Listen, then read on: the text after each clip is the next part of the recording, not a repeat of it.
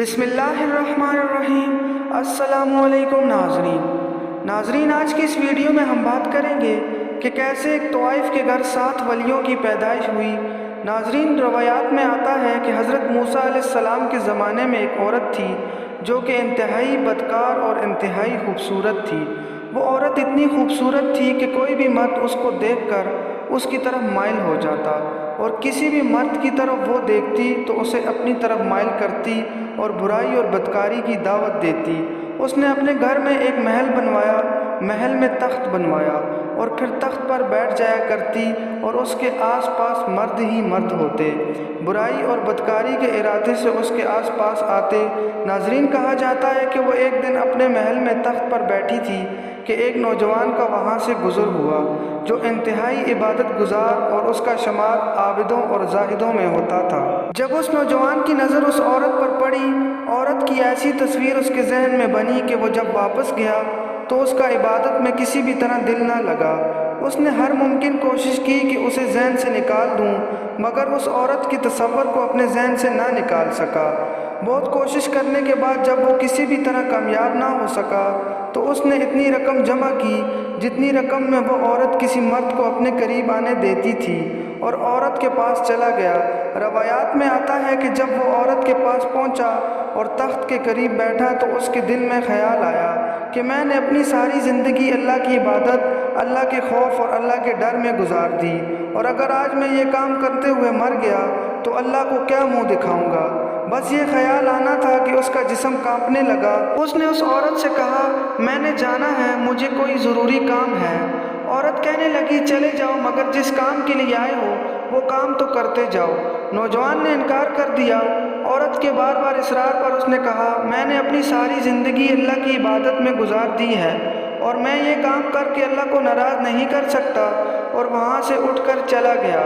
ناظرین، جب وہ وہاں سے چلا گیا تو عورت نے سوچا، میں اتنی حسین اور خوبصورت ہوں کہ آج تک جو بھی مرد میرے قریب آیا مجھ سے برائی کیے بغیر نہیں رہ سکا، مگر یہ کیسا نوجوان تھا جس کے دل میں اللہ کا اتنا ڈر تھا کہ اس نے مجھ جیسی خوبصورت عورت کو بھی چھوڑ دیا اور چلا گیا۔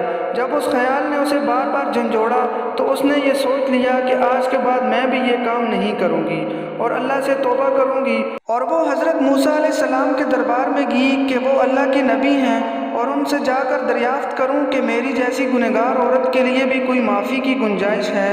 جب حضرت موسیٰ علیہ السلام کے پاس گئی تو جناب حضرت موسیٰ علیہ السلام لوگوں کو درس دے رہے تھے۔ عورت نے اس مجمع میں سے ایک مرد کو بلایا اور کہا کہ جناب حضرت موسیٰ علیہ السلام کو کہو کہ فلاں عورت آپ سے ملنا چاہتی ہے۔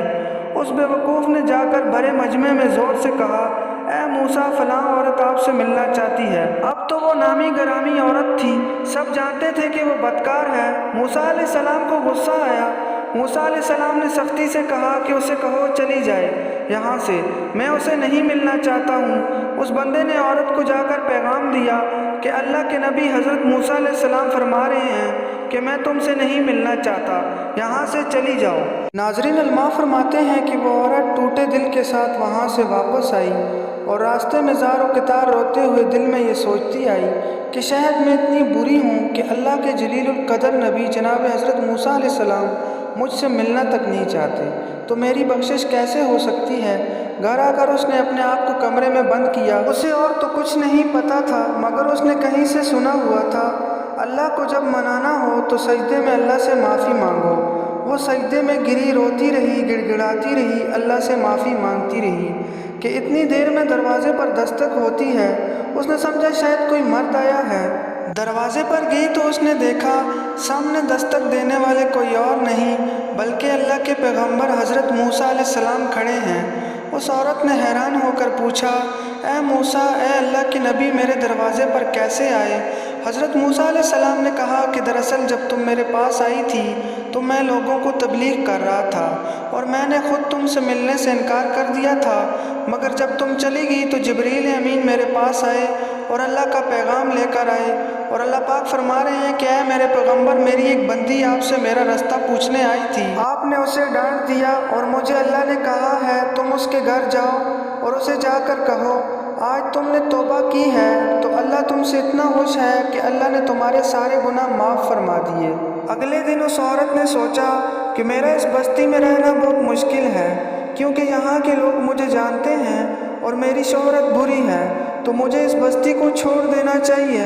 اس عورت نے اس بستی کو چھوڑا اور اس نوجوان کو تلاش کیا جس کی وجہ سے اس نے توبہ کی۔ اس نوجوان کو ڈھونڈنے کے بعد جب اس کے گھر پہنچی تو اسے بتایا گیا کہ وہ آدمی عبادت کر رہا ہے اور جیسے ہی فارغ ہو تو عورت کی اس سے ملاقات کرا دی جائے گی۔ ناظرین، عورت اس کے گھر کے صحن میں بیٹھ گئی اور اس نوجوان کا انتظار کرنے لگی۔ جیسے ہی وہ نوجوان عبادت سے فارغ ہو کر کمرے سے باہر نکلا تو صحن میں اس عورت کو بیٹھے دیکھا تو اس کے دل میں خیال آیا کہ شاید پھر یہ میرا ایمان خراب کرنے آ گئی ہے، اور میں نے اتنی مشکل سے اسے اپنے تصورات سے نکالا، اور وہ نوجوان وہیں پر گرا اور اس کی موت واقع ہو گئی۔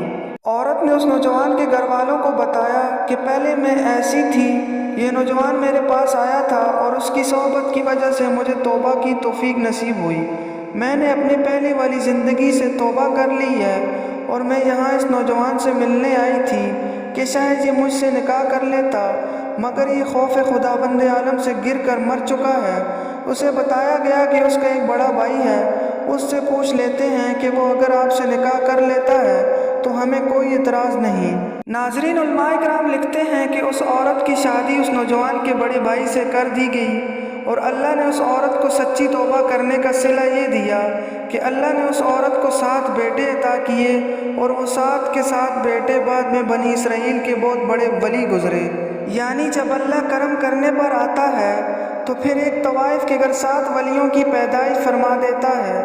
بے شک خالق کائنات بڑا عظیم ہے، بڑی عظیم قدرت و کاملہ رکھتا ہے، اور وہ جب چاہتا ہے جسے چاہتا ہے نواز دیتا ہے۔